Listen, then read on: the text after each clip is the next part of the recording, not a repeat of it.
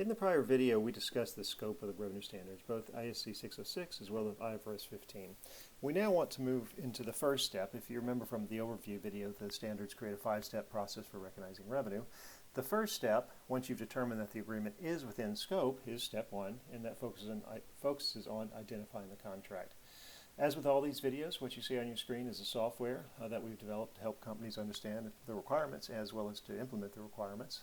It is located at tasglobal.co, and I'll be using it to communicate the requirements of the standards. The first question that you see is, if the agreement is wholly unperformed, does each party have enforceable right to terminate the contract without compensating the other party? The idea here is if either party can walk away from the contract, then you don't really have a commitment to perform their respective obligations, in which case you would not have a contract that would be accounted for under ASC 606. So in this case, to continue the analysis, we're going to say no. So the next question that comes up is, has the contract been approved and are both parties committed to perform their respective obligations?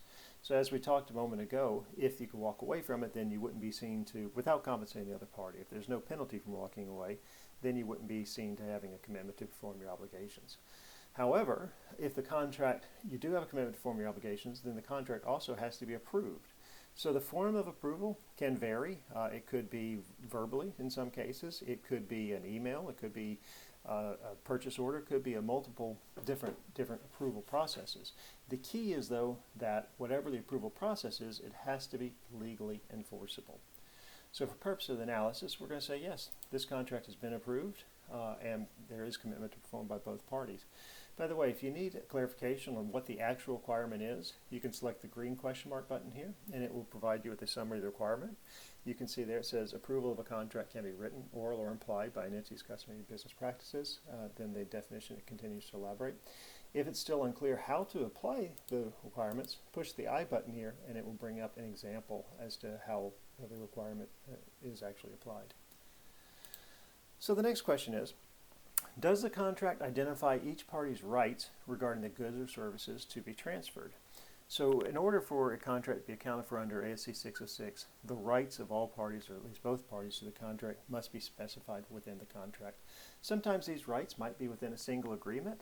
Sometimes you might have a master agreement, like a master license or a master service agreement, something of this sort, that doesn't have all the terms, but when you couple it with a purchase order or an invoice or some other document, the two together combine to form the contract. The key is that each of the criteria that we're about to walk through must be included in the contractual arrangement, however that contractual arrangement is formed. So for purpose of analysis, we'll say yes. Next question is, does the contract include payment terms for the goods or services to be transferred? In order to have a contract that would be accounted for under ASC 606 or IFRS 15, the payment terms must be specified. And again, it doesn't necessarily have to be in a single document. It might be in a master document that gets coupled with a purchase order. However you form the contract, it must have payment terms specified. So we'll say yes here.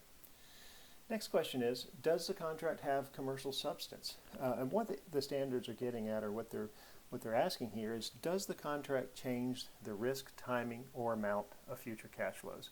The agreement must change the risk, timing, or amount of future cash flows to be accounted for under ASC 606. Referring again to like a master licensing agreement, master service agreement, something of that sort, often those agreements will have broad payment terms and other terms and conditions, but they don't typically include quantities. So hence those agreements on a standalone basis do not have commercial substance. For purpose of the analysis, we'll say yes. The next question says, is it probable in exchange for the transfer of goods or services, the consideration to which the entity is entitled will be collected? An agreement must be probable of collection, otherwise it will not be accounted for under ASC 606. Now, the collection doesn't necessarily have to be on the contract price as a whole. If you have a contract price of $1 million, but you have a history of giving price concessions so that you'll accept only $800,000, you would make your probability assessment based upon, in the example, the $800,000. But the key is that you're looking for evidence that you have a substantive arrangement. So for purpose of the analysis, we'll say yes, and we'll continue looking at step 1 in the next video.